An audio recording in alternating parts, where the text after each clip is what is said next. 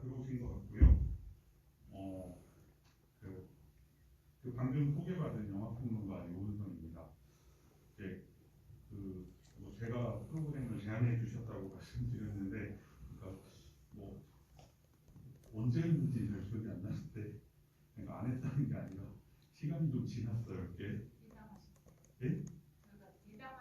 아, 예, 벌써 한 3년인 것 같은데, 사실 이제 위트 스틸먼 영화를 되게 개인적으로 좋아하는데, 한국에서 거의 무명에 가까워가지고 한번 이 감독 영화도 이렇게 관객들한테 좀 보여주고 이렇게 생각해 볼 필요가 있다. 근데 그냥 단지 뭐 이지혜 감독이니까 혹은 안 알려졌으니까 거장인데 잘 모르니까 이런 것 때문이 아니라 생각하면 생각할수록 요즘에 좀 다시 봐야 되는 감독이라는 생각이 들었거든요. 그러니까 그 이유가 이제 여러분들 방금 바르셀로나를 보셨으니까 생각을 해보셨겠는데 오늘 뭐 강의 주제하고도 좀 관련이 있고 뭐 이따가 얘기할 수도 있는데요. 지금 바로 말씀을 드리면, 그러니까 왜 이 영화가 나한테 재밌었을까 그런 생각을 이제 해보는데, 사실 이제 오늘 영화 저도 다시 여기서 또 봤는데 강의 준비하면서도 보긴 했지만 되게 궁금하기는 했어요. 그냥 지금 관객들한테 특히 한 20대 정도의 관객들이라면 이 영화를 어떻게 볼까? 그러니까 뭐 예전에는 가령 제가 20대 때 잘 봤는데 요즘은 좋아할지 모르겠다 이런 기분이 아니에요. 제가 20대 때는 이 사람은 언급조차 안 됐어요. 근데 희한하게 한국의 소개는 이래저래 되는데 전혀 와닿지 않는 영화로 치부됐던 것 같고, 근데 개인적으로 이 영화가 매력적인 게 있었고 그 이후로도 이제 몇몇 뭐 미국 영화들 그리고 또 한국에서 만들어지는 영화들을 보면서 이 사람의 어떤 독특한 접근법이 있는데 점점 이런 거는 좀 찾아보기 힘든 것 같다. 물론 이 사람이 등장했을 때도 이건 되게 이례적이긴 했는데 지금은 거의 못 찾아보는 것 같다. 그래서 이제 뭐 일단 아주 단적으로 얘기를 드리면 뭐가 이제 재밌는 부분이었냐면, 사실 이 영화는 위트 스틸만 자신의 개인적 경험이 어느 정도 반영이 돼 있어요. 그러니까 이제 영화에 정확히 시간적 배경이 언제라고 나오진 않지만 냉전의 마지막 데케이드, 라스트 데케이드, 한 10년간이라고 나오긴 하는데, 실제로 1980년대 초반에 위트 스틸먼은 스페인 바르셀로나 그리고 마드리드에서 세일즈 에이전트로 일을 했었어요. 물론 이제 영화 속에 나오는 것처럼 자동차 그런 건 아니었고 영화 관련된 세일즈 에이전트로 이제 일을 했었는데, 이제 그때 뭐 자기가 보고 들은 것들 이 각본을 쓰는데 상당히 토대가 됐다라고는 뭐 본인도 인정을 하고 얘기를 합니다. 근데 이제 보통 이런 식으로 만들어진 영화들하고 이거를 보고 있으면 되게 차이가 있어요. 뭐냐면 이거는 딱 봐도 외국에 나가서 살고 있는 주인공 혹은 뭐 주인공이 미국 사람이니까 미국인 얘기잖아요. 근데 이런 류의 영화, 어떤 외국에 나간 주인공, 외국에 나가서 이제 이방인으로 살고 있는 사람을 다룬 영화들은 굉장히 많아요. 한번 여러분들이 머리에 알고 계신 것들을 떠올려 보시면 됩니다. 떠올려 보시면 제가 뭐 일일이 해보진 않았지만 제 경험상 그 영화들은 이방인으로서 그곳을 관찰하는 영화들이에요. 네, 그래서 이제 여기에 있는데 여기 사람들은 이렇고 여기는 이런 점이 좋고 나는 외롭고 그런데 좋은 사람 만나고 나를 달래주고 헤어지고 깨지고 알고 보니 내가 오해 뭐 등등의 이제 말하자면 이방인 주인공이 관객들한테 이제 나의 심정으로 이걸 봐주세요라고 하는 영화들이 대부분이고, 사실 그런 점에서 이제 위트 스틸먼이 영화 활동 좀 안 하고 있을 때 이제 뭐 나왔던 영화인데 이 사람 영화는 아니고 가령 이제 한국에서는 이제 한 20년 전 조금 안 됐네요.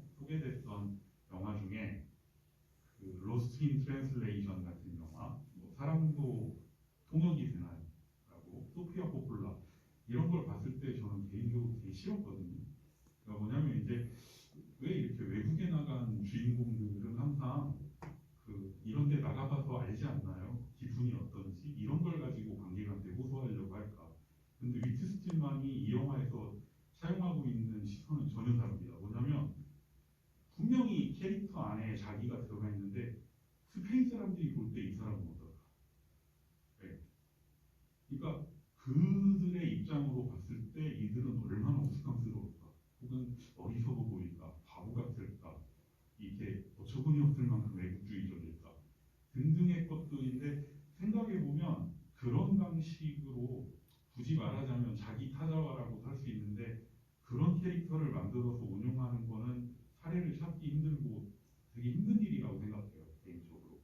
그리고 점점 더 요즘에 영화를 보고 있으면 그런 영화가 많으니까, 그러니까 이제 뭐 한국 영화만의 문제는 아니고 전 세계적 현상인데 한국은 특히, 그리고 이제 독립 영화일수록 더더욱 우리 다 이런 경험 해보셨지 않나요? 라고 하는 게 너무 일반화돼 있어서 그런 게 아니라 우리 다 이런 경험 해봤지 않나요? 공감하지 않나요? 이런 게 아니라 이러고 있는 나를 밖에 있는 사람이 볼 때 나는 어떻게 보일까라는 방식으로 캐릭터를 구축하고, 한편으로는 영화 속의 거의 모든 캐릭터들이 그렇게 구축되어 있을 때 어쩌면 그게 위트스틸만 영화가 흔히 말하는 228 주인공이 없다라고 얘기되는 이유일 수 있어요. 그러니까 웃기긴 하는데 이렇게 영화를 보고 있으면 주인공도 있고 보조적 인물도 있고 마이너한 인물도 있는데 예외 없이 다 어딘가 문제적인 인물들이어서 내가 그 사람의 입장에서 다른 이들을 보면서 뭔가 감정적인 걸 운용하는 방식의 영화가 아닌 거예요. 근데 이제 그렇다고 해서 이 인물들을 내려다보듯이 무슨 실험실에 이런 상황을 놓고 거기서 인간들은 이렇게 움직이지라고 하는 걸 보는 시선도 또 아니에요. 그러니까 분명히 자기도 들어가 있는데 한편으로는 각자가 다른 사람이 자기를 볼 때 시선으로 구축된 캐릭터들이 막 운영되고 있으니까 영화를 보는 동안 되게 느낌이 덜합니다. 물론 그게 굉장히 강하게 드러났던 영화는 메트로폴리탄 같은 데뷔작이었고, 이 영화 같은 경우는 사실 주인공의 어떤 내적 독백 같은 것도 나오는데 한글로 들을 때 조금 더 따뜻해 보이긴 하는데, 사실 저게 듣고 있으면 일단 1인칭 내레이션이 나오면 관객의 입장에서는 그 내레이션의 화자한테 공감을 하게 되잖아요. 근데 저 캐릭터 자체가 뭐 이렇게 성경을 보면서 거기에서 로맨스 가이드를 얻는 사람인데다가, 그리고 이제 대부분 처세술이나 경영 합리화 관련된 책자들을 성경처럼 읽는 사람이고, 후반부에 가서도 자기 자료로 온 사람한테 선물 받은 피터 드러커 책을 보고 또 깨달음을 얻었다고 하는 주에 통상적인 영화에서라면 속된 말로 찐따인데, 그러니까 초반부터 찐따였고 영화 끝날 때까지 저 찐따력은 감소하지 않아요. 그리고 저 내레이션의 전체는 그 찐따력이 최대한 발휘된 내레이션이에요.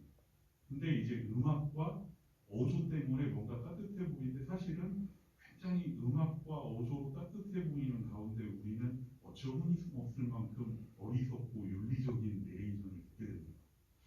그러니까 이런 것들이 이제 제가 볼 때는 이 위트 스틸만의 영화가 보통 이제 이 뭐랄까요, 관객을 이렇게 좀 잡아끄는 그런 것들의 어떤 부분을 약화시키고 있는 게 아닌가 생각도 되긴 하는데, 이제 예를 들면 이제 본인 스스로도 언젠가 밝힌 적도 있지만 위트 스틸먼의 메트로폴리탄 같은 영화를 보고 이제 뭐 한 그 자리에서 이제 밝힌 적도 있다고 그러죠. 자기가 사실 만들고 싶었던 류의 영화가 이런 거였다고 얘기한 사람 중에 한 명이 웨스 앤더슨이에요. 그래서 이제 웨스 앤더슨 영화를 보면 굉장히 많은 사람들이 주요할 법한 캐릭터들과 그들의 움직임과 심지어 미장센은 너무나도 귀여운 나머지 한국에서도 여러 가지 이제 상품으로 나왔죠. 네, 그래서 이제 이런 식의 걸로 뭔가, 그러니까 웨스 앤더슨 영화의 캐릭터들도 어딘가 좀 이상한데 이제 그 캐릭터의 기묘함을 어느 정도 완화시켜줄 수 있는 그 미장센이라든지 말하자면 좀 이해라고 하는 것들 혹은 공감이라고 하는 걸 느낄 수 있는 시각적, 청각적 장치들이 들어가 있어요. 근데 이제 위트 스틸먼 같은 경우는 그런 방식의 운영을 안 해요. 그래서 이제 이런 거는 뭐 이 사람 영화의 훌륭함 뭐 이런 것들을 논하기 전에 앞서 일단 그게 되게 독특한 거다. 그리고 그거는 우리가 이제 보는 방식의 영화들하고 조금 다른 결의 영화 만들기가 가능하다는 것을 보여주는 건데 이제 한 번쯤 생각해 볼 필요가 있다. 특히 이렇게 이 영화도 어느 정도 농인영화 계열에 들어가는 영화였지만 이렇게 대자본 영화가 아니라 마이너한 영화로 가면 갈수록 나를 드러내는 게 오히려 미덕인 것처럼 얘기되는데 또 드러내지 말 필요는 없지만 꼭 그것만은 아니다라고 하는 것을 이제 보여주는 영화라고 생각을 했고 이제 그런 게 한번 그 좀 우리도 그런 영화들을 보고 생각해 보면 좋겠다고 느꼈었습니다.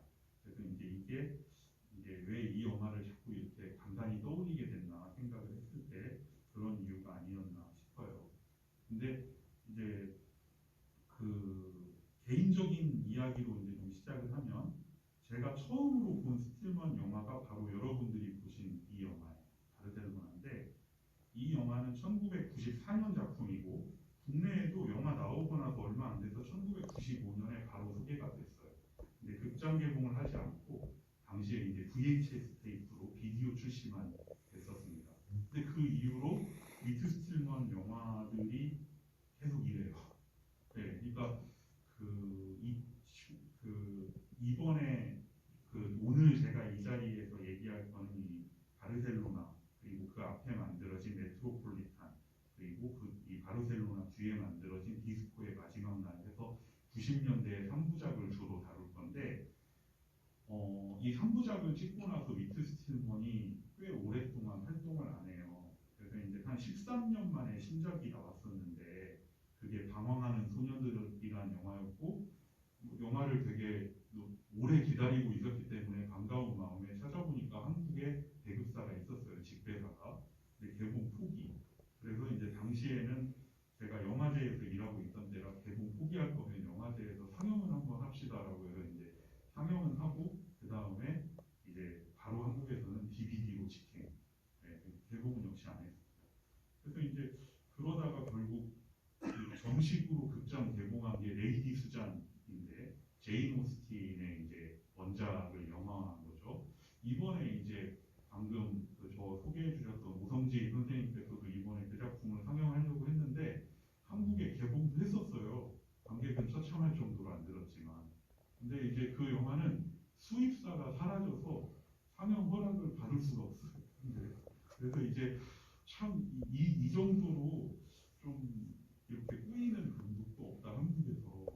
그래서 이제 그런 여러 가지 상황들이 있었는데 이제 사실은 제가 이제 여러분들 반응도 궁금하다고 했고 오늘날의 20대들이라면 이 영화를 어떻게 볼까? 왜 20대라고 했냐면 이 영화 위트 스틸먼의 90년대 영화들이 주로 초점을 맞추고 있는 주인공들의 나이가 이제 곧 20대가 되는 티네이저들하고 20대들이거든요. 영화 보면 그렇게 안 보일 수도 있지만 네, 저도 20대라고 말할 수도 있는데 근데 이제 뭐 감수성이 되게 독특한데 사실은 영어권 평자들도 비슷하게 얘기해요. 그러니까 뭐냐면 위트 스틸만 영화에 대해서 얘기할 때 웃음 포인트가 어딘가 또 과연 무엇인지 헷갈릴 때가 있다. 이걸 보다 보면 그거는 영어권 평자들도 토로하는 겁니다. 근데 아마 이번에 상영되는 작품들 가운데서는 이런 느낌이 가장 심한 영화는 방황하는 소녀들 같은데 이제 저는 뭐 스틸먼의 영화를 되게 좋아하고 그래서 이제 오늘 이 자리에서 좀 얘기를 한 게 된 거고요. 근데 이제 다만 제가 뭔가 아주 유별나게 위트 스틸먼의 영화를 잘 이해해서 좋아한다기보다는 이미 여러분들한테 솔직하게 말씀드린 대로 위트 스틸먼의 영화가 저를 포함해서 사람들을 갸우뚱거리게 만드는 그 방식을 되게 좋아해요. 그러니까 이제 뭐냐면 영화를 볼 때 이제 뭐 이런 것들 저건 바로 내 얘기야 저게 바로 나야 뭐 그런 영화도 있을 수 있는데 너무 그런 영화만 보게 되면 사실은 매일 거울을 들여다보고 사는 많은 환경이 요즘 돼 있는데 뭐 SNS도 있고 뭐 여러 가지로 해서 이제 자아 확장이 되게 이루어지고 있는 데인데 영화는 이제 조금 그러지 않은 영화들하고 균형도 맞으면 좋지 않을까라고 이제 생각을 해보는데 이제 위트 스틸먼의 그 이상한 방식이 조금 재밌는 부분이 있습니다. 근데 그게 이제 그 확실히 기묘하게 느껴지죠. 근데 이제 그 기묘함이 어떤 부분에서 오냐를 오늘 다 얘기할 수는 없겠지만 그 중에 이제 몇 가지는 좀 얘기를 뽑아서 해보려고 이제 준비를 해봤는데요. 이제 그 중에 이제 어떤 것들은 좀 언어적인 문제로 아무리 노력을 해서 번역을 해도 이게 답이 안 나오는 것들도 있긴 해요. 가령 오늘 바르셀로나 같은 경우 볼 때 이 스페인 사람들이 미국이라는 이름을 부르는 것 자체도 들을 때마다 짜증난다 막 하면서 이제 댄스 그런데 이제 그게 유나이티드 오브 스테이츠를 그거를 이제 그 이 사람도 정확히 그거를 발음을 제대로 못하고는 있는데 스페인어식으로 그러니까 유나이티드 오브 스테이츠를 스페인어로 옮겼을 때 그러니까 에스타도 우니덴세스 근데 이제 그거를 에스타도 우니덴스 근데 끝에가 댄스로 끝나니까 댄스가 빽빽하다 밀집하다라는 뜻도 있는데 영어로 어리석다 멍청하다라는 뜻도 있거든요. 그러니까 이제 에스타도라고 하면 이제 뭐뭐의 나라 뭐뭐한 나라인데 에스타도 우니덴스 에스타도 우니덴스 하면 얘네들이 미국이라고 할 때마다 멍청이 나라 멍청이 나라 이렇게 말하는 것 같아서 들을 때마다 뺨 맞는 기분이 든다라고 해서 짜증을 내잖아요. 이런 걸 대체 어떻게 번역을 해야 되는가? 이제 이런 거는 상당히 문제가 될 수밖에 없는데 이런 단어뿐만 아니라 이 사람이 구사하는 대사 쓰기의 방식 자체가 제가 뭐 미국 사람 아니지만 근데 미국 사람은 아닌데 미국 영화는 많이 봤으니까 90년대 미국 영화 대사 쓰기의 방식하고 완전 달라요.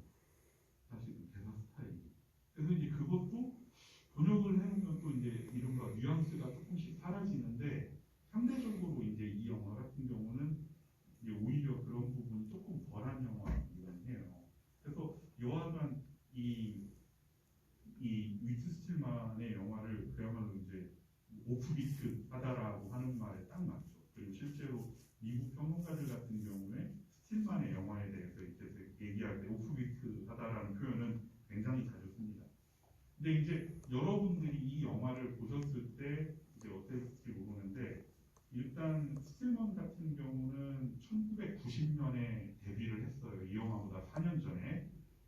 그런데 그 영화는 메트로폴리탄이라는 작품인데요.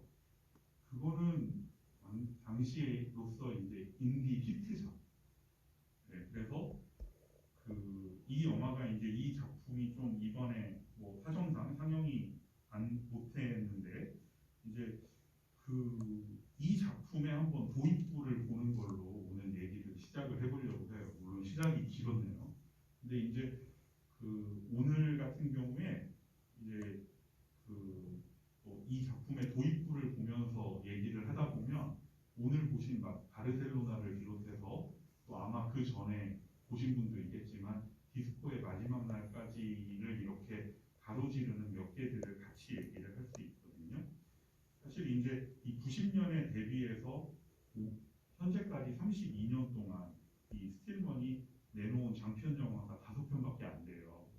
엄청난 과작인데 그 가운데 이제 오늘은 90년대에 나온 3부작 메트로폴리탄, 바르셀로나 그리고 디스코의 마지막 날 이렇게 3편을 중심으로 이제 강의 제목에 붙여놓은 것처럼 나소롱 어거우의 시대에 대해서 한번 얘기해 보려고 합니다.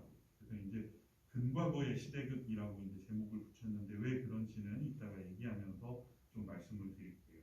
그리고 이제 그러면 메트로폴리탄의 도입부를 한 2분 정도 되는데 먼저 보겠는데 이거는 이 영화 이제 블루레이 타이틀에 있는 영어 자막이랑 같이 한번 보도록 할게요. 이제 여러분들이 이제 사람마다 좀 다를 테니까 영어 대사를 좀 확인하실 수 있게.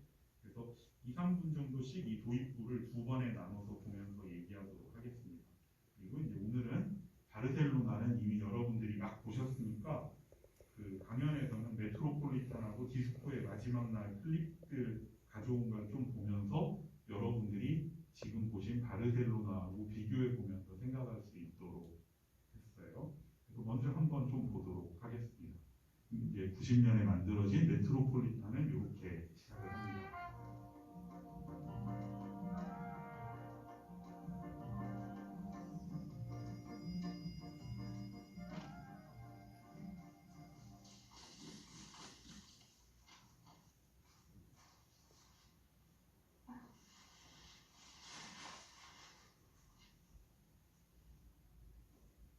You mustn't listen to what your younger brother says. I can't think of anything less than sorry about female anatomy. You can see it's enormous. Don't it isn't. It's hideous. Why don't you show me that dress again?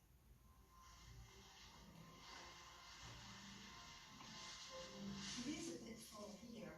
Let me have it.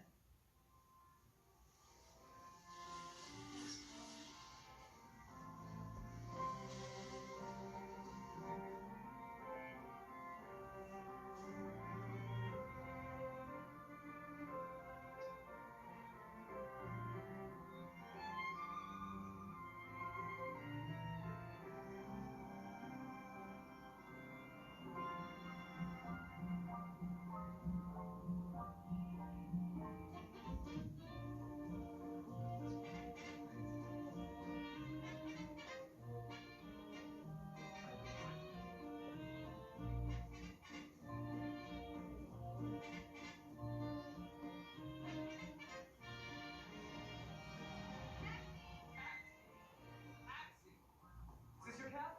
It's not my cab. Is this your cab? Really, it's not my cab. Pushchair. But I don't want it. Yeah, pushchair, not instant. That way there'll be no ill feeling. Are you going to Sally's too? No. Well, that settles it. Come with us. That way we'll all be going the same direction. You should come with us. We'll all be together.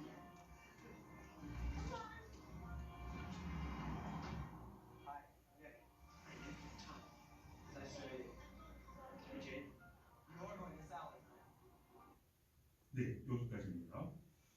이제 1990년에 발표한 영화고 방금 보셨겠지만 여러분들과 보신 바르셀로나의 정말 그 등장 초반부터 사람에게 짜증을 몰고 오는 그분이 여기서 등장하고 계시죠. 그래서 이제 택시 이거 혹시 당신이 잡으려던 택시인가요 하면서 아니라고 하니까 당신 택시 맞죠? 아니라니까 타요 하면서 같은 방향이면 탑시다 이제 하는 그 분인데 이제 이 부분을 가지고 먼저 좀 얘기를 해보려고 하는데 그 전에 사실 이게 위트 스틸먼이 한국에서 어느 정도 좀 얘기가 되어왔고 좀 어느 정도 이렇게 익숙한 감독이면은 이렇게 지금 하는 얘기는 조금 필요가 없을 수도 있는데 이게 불가피하게 이제 해야 될 것 같습니다. 뭐냐면 이게 1990년에 발표됐다는 거 그거는 그냥 단지 이 영화가 90년에 나왔다라는 의미 이상의 의미가 있어요. 그러니까 이 영화가 어떤 분위기에서 나온 거냐라는 거를 조금은 알 필요는 있는 것 같거든요. 그래서 그 얘기를 하고 나서 지금 보신 장면으로 넘어가겠습니다. 왜냐하면 이제 그거는 이 영화 자체만 봐서는 알 수가 없기 때문에 맥락을 조금 말씀드릴 필요가 있을 것 같아요. 일단 뭐 크게 봐도 역사적으로는 뭐 90년이니까 1989년에 베를린 장벽이 붕괴되고 1990년에 독일 통일이 되고 1991년에 소비에트 연방이 붕괴됐던 시기죠. 그런데 정확히 이 시기에 그 아메리칸 인디펜던트, 미국 인디 영화는 완전 황금기에 서 있대요. 국제적으로 영화로 놓고 보면 특히 스틸먼이 데뷔한 1990년 전후로 해서 아메리칸 인디펜던트는 국제적 예술 영화의 중심으로 들어옵니다. 근데 그 정도가 아니라 이런 말까지 나올 정도였어요. 인디펜던트가 메인스트림이 되는. 그러니까 지금도 아메리칸 인디는 있지만 뭐 요즘에라면 이제 그 국내에서 개봉도 되고 또 뭐 넷플릭스 같은데 소개도 돼서 조금 알려져 있다면 이제 저기 그 뭡니까 굿타임 뭐 이런 영화들이 있겠지만 이제 상당히 이제 시네필 영화죠. 근데 이 시기에 미국 인디펜던트는 그렇지 않았다는 거예요. 그러니까 일단 스티븐 소더버그가 26살에 만든 데뷔작 섹스, 거짓말 그리고 비디오 테이프로 1989년에 황금동료상을 수상했어요. 근데 이게 수상 자체만이 아니라 다른 의미가 있는데 혹시 이제 여러분들이 작년에 칸영화제 황금종려상 받은 영화를 기억하는가? 혹은 기억한다면 그 감독 이름을 기억하는가? 그러니까 실제로 저 이 질문을 던져보면 감독 이름이나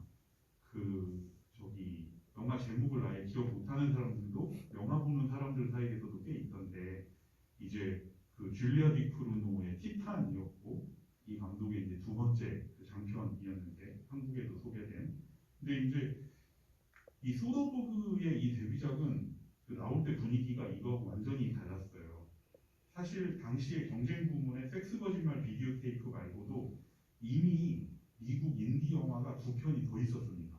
그리고 그 다른 두 편은 80년대를 거치면서 이 영화들이 나왔을 때 이미 어느 정도는 예술 영화 팬들의 아이돌이 돼 있는 상태였어요. 그러니까 한 편이 그 천국보다 낯선으로 국제적인 팬을 거느리고 있던 인디 영화의 우상 짐 자무시의 미스테리 트레인이 그때 경쟁에 있었고, 또 다른 쪽에는 스파이크리의 걸작이죠. 똑바로 살아라 같은 경우도 같이 경쟁에 올라왔던 때인데, 이때 이제 스티븐 소더버그가 상을 받습니다.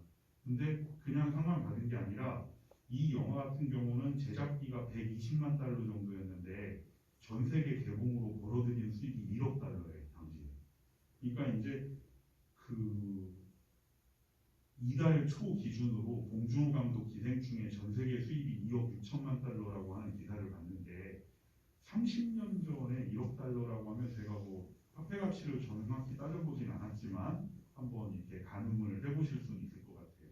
그러니까 이제 단지 인디펜던트 영화로 칸 영화제 수상했다 이게 아니라 그냥 미국 메인스트림 시장에서 상업적인 파괴력을 갖는다는 걸 보여줘버린 거였어요. 그리고 이 위트 스틸만이 이 영화로 데뷔할 때는 바로 이런 분위기였는데, 이 메트로폴리탄은 그런 분위기에 기름을 더 붓는 이제 그런 영화들 중에 하나였다. 사실은 이 영화 같은 경우는 섹스 거짓말 비디오 테이프가 120만 달러로 만들어졌는데, 메트로폴리탄은 이 영화는 그 제작비의 6분의 1로 만들어졌거든요. 20만 달러로. 그리고 이제 당시 그 촬영도 슈퍼 16mm로 찍은 다음에 극장 상영을 위해서 35mm 필름으로 블로우업한 영화였어요. 근데 메트로폴리탄만 해도 소더버그 영화 정도는 아니지만 20만 달러 제작비를 들여서 만든 영화인데 외국 빼고 미국에서는 300만 달러를 벌었어요. 그러니까 이제 굳이 이런 이야기를 하는 게 계속 말씀드린 대로 1990년대는 이런 상업적 가능성을 염두에 두고 미국 인디 영화에 돈이 몰리는 시기였다는 거예요. 그리고 바로 그런 이유로 오늘 보신 바르셀로나에서는 이미 이제 제작비가 더 커졌고, 이제 그렇게 해서 90년대에 꾸준히 이제 영화를 만들 수 있었던 거죠.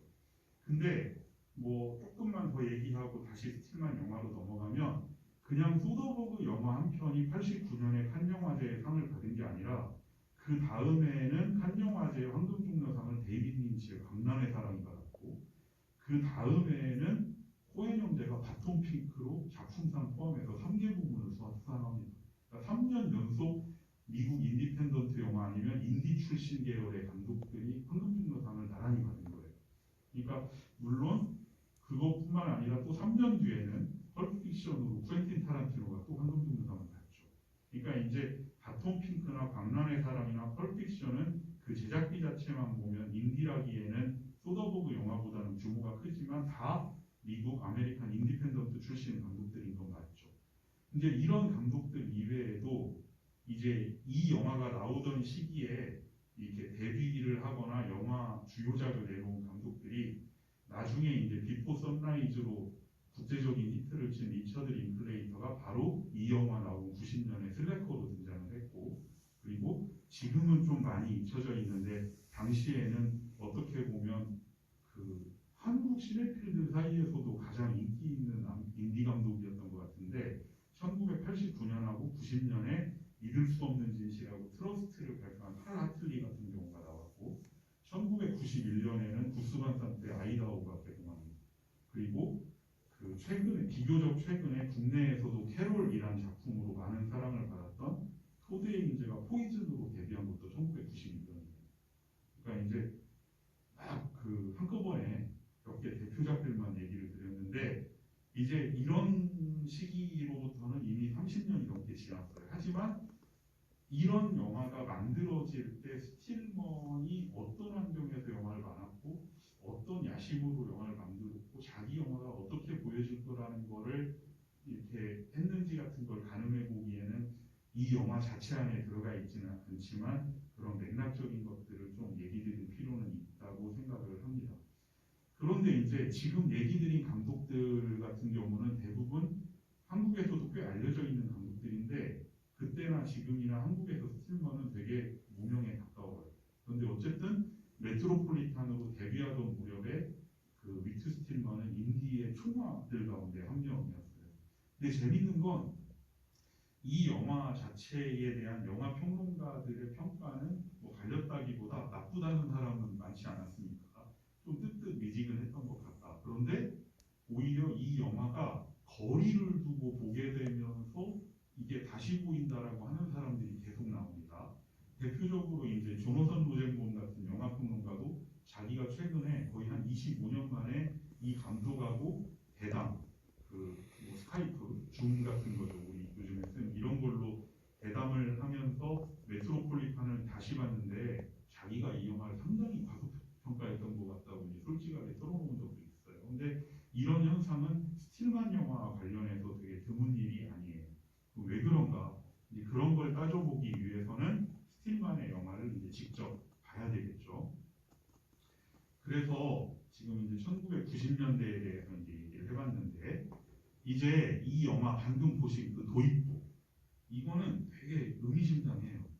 근데 스틸먼이 뭐 이 자체를 만들 때부터 엄청 의미심장하게 만들었다기보다 이 사람이 갖고 있는 어떤 성향 그리고 이 사람이 이후에 작품을 만들면서 보여준 궤적이 이렇게 의미심장하게 만든 것 같은데 한번 여러분들 방금 보신 바르셀로나 그리고 혹시 디스코의 마지막 날을 오늘 보신 분들이라면 그것도 같이 생각해 보시면 좋겠고 혹은 뭐 방황하는 소녀들까지 보신 분들이랑 다 생각해 보셔도 좋은데 그 영화들에서 여러분들이 부모 또는 스틸먼 영화에서 어른이나 어른스러운 사람의 형상을 본 기억이 있습니다.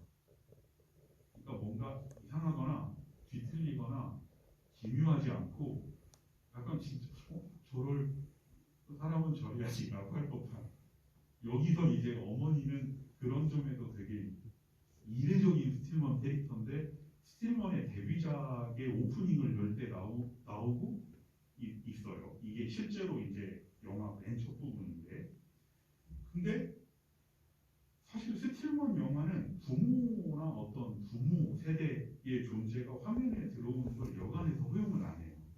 그리고 영화가 계속해서 10대나 20대들이 파티나 바나 이런 데를 왔다 갔다 하면서 계속 얘기 나누는 거에 연쇄로 거의 이루어집니다. 메트로폴리탄은 아주 그게 이제 심한 영화 중에 하나고 그래서 사실은 잘 보면 부모의 덕을 보고 사는 이들인 건 분명한데 그 부모라는 존재는 잘 안 나와요.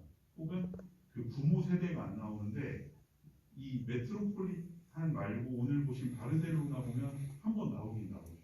그게 뭐냐면 이제 그 극 중의 주인공 중에 하나 이제 그 세일즈 에이전트로 일하는 친구가 그 라스트 그레이트다 그 사람은 그러니까 자기 회사의 이제 그 사장 같은 사람이겠죠. 그래서 라스트 마지막 그 건물인데 그 잭 한 번 나오는데 얼굴은 안 보이고 다 죽어가는 사람의 이제 뒷모습만 나오고 있죠. 그러니까 이제 이런 식으로 계속 영화를 만드는데 이상하게 이 영화는 이제 그런 어른이 나와서 딸을 무도회에 내보내고 나서 다시는 안 나와요. 그러니까 이제 제가 아까 말씀드린 게 의미심장하게 찍었다기보다 그 이후의 궤적 때문에 이 장면 자체가 뭔가 의미심장하게 돼버렸어요. 그러니까 이제 무도회에 갈 옷을 좀 다시 이렇게 손을 봐주고 내보내고 그 다음 끝 그리고 그 다음은 이렇게 거리를 바를 무도회장 파티를 계속 떠들고 하는 이제 이런 10대 20대들이 나오게 되는데 이제 이 어머니 같은 경우는 몸짓이나 말투 등이 이제 전체적으로 뭔가 뒤틀려 있지 않고 그래서 스틸먼식의 어떤 괴짜들하고는 꽤 다른 어머니인데 사실은 이런 사람들에도 뭔가 스티먼적인 게 부여가 돼요. 일단 보면 이 장면 다음에 가면 바로 이제 어떤 그 큰 건물에서 사람들이 쏟아져 나오는 게 보이잖아요. 택시 잡기 전에. 그게 실제로 그 매년 크리스마스 시즌에 열리는 대학 신입생 무도회 레스턴트볼이 열리는 월드오프 아스토리아 호텔인데, 그 뒤로 이 영화는 이제 그 월드오프 아스토리아 호텔에서 나와서 이렇게 만난 상류층 10대들이 파티를 전전하며 벌이는 이야기입니다. 근데 이제 이런 어머니 형상은 그 뒤로는 나오지 않는데, 아주 재밌게도 그 제인 오스틴 원작 단편을 영화화한 스틸먼 최근작인 레이디 수잔을 보면 디스코의 마지막 날에 두 주인공이 모두 등장해요. 200년 전에. 그래서 거기서 디스코의 마지막 날의 주인공이었던 케이트 베킨세일이 맡은 역이 딸을 둔 미망인 레이디 수잔 역으로 나옵니다. 그러니까 이제 사실 레이디 수잔은 얄미운데 되게 증오는 할 수 없는 이 캐릭터가 오스틴 작품 계열에서는 좀 이례적인데 오히려 되게 스틸만적인 캐릭터거든요. 근데 이제 그 영화를 영화하면서 이상한 방식으로 사실은 부모 곁을 떠났다기보다 이게 챙겨준 걸 받아서 밖으로 나와서 떠돌던 스틸먼의 아이가 이제 전혀 변하지 않은 그대로 부모가 돼버린 사태를 보게 되는 영화가 레이디 수잔인데, 이제 다만 이제 200년 전으로 돌아가서 그렇게 됩니다. 근데 이제 여기 지금 제가 이 부분을 캡처를 해놨는데, 뭐 하나하나 몇 개 다 보면서 얘기하면 좋을 수 있겠지만 그럴 수가 없으니까 뭐 도입부에 특징적으로 한 부분을 따왔어요. 여기 이제 이 대사 때문에.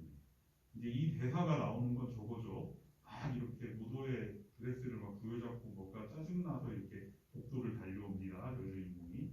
그리고 이제 침대에 탁 토라져서 눕는데 엄마가 이제 와가지고 얘기를 하죠. 야, 네 동생 얘기를 넌 듣는 게 아니었어. 하면서 이제 그런데 이제 막 아니야, 걔도 지금 보잖아. 걔 눈에도 띄잖아. 그러니까 정말 끔찍하다고. 이제 뭐 이러는데 엄마가 달래줄 때 얘기가 I can't think of anyone less than authority on female anatomy.